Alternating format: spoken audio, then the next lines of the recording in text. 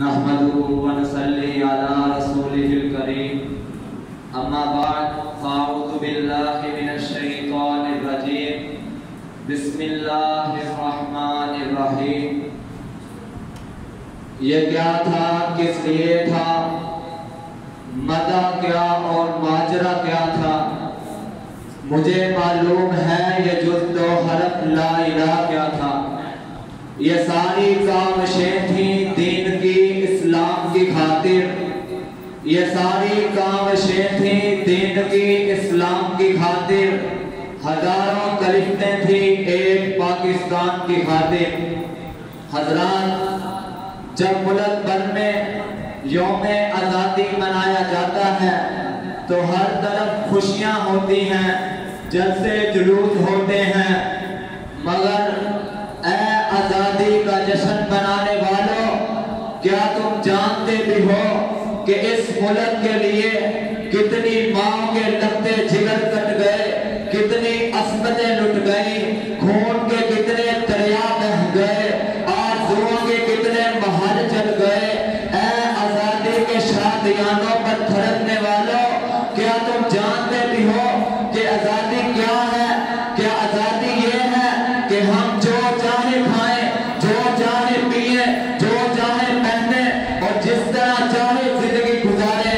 क्या आज़ादी ये है कि हम माँ बहन का फर्ज मिटा दें, पर्दा हटा दें, फहाशी को आम कर दें? क्या आज़ादी ये है कि हम जिस तरह चाहे नाचे गाएं धूम मचाएं?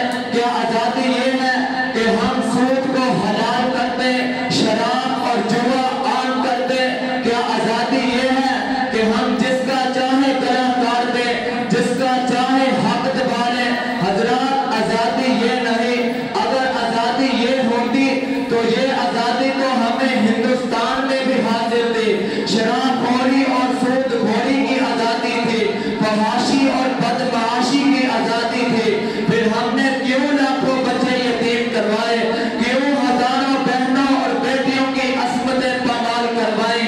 हमने तो आज़ादी इसलिए हासिल की थी ताकि हम इंसानों की गुलामी से आज़ाद हो जाएं और सिर्फ अल्लाह की गुलामी का तोप अपने गले में डाल लें।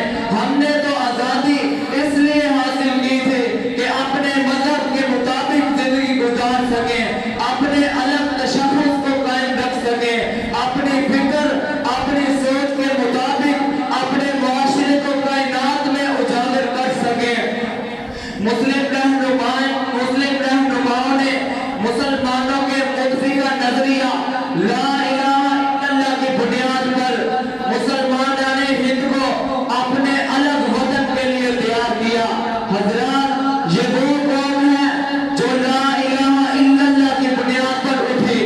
इस आजादाना खित्ते के लिए ला इलाहा इल्लल्लाह की बुनियाद पर हासिल किए जाने वाले पाकिस्तान के लिए हमारे बुजुर्गों ने अपनी औरतें, अपने बच्चे, अपने घोड़े, अपने जवान शहीद करवाए, कुर्बान करवाए, मगर अगरा से बेघर हुए, लेकिन अपने इस मकसद आजाद मुल्क हासिल करने में कामयाब हो गए। आज की तलख सूरत हाल को देखकर यूं लगता है कि हम अपने मकसद को पाकर भी नहीं पा सके। आज फिर इस मुल्क को उन्हीं कायदीन और रहनुमाओं की जरूरत है जो पाकिस्तान के मुकासिद को समझते हो। अल्लाह ताला से दुआ है कि अल्लाह ताला हमें अपने वतन से पक्की और सच्ची मोहब्बत करने की तौफीक अता फरमाए। व आखिरु दावाना अनिल हम्दुलिल्लाहि रब्बिल आलमीन।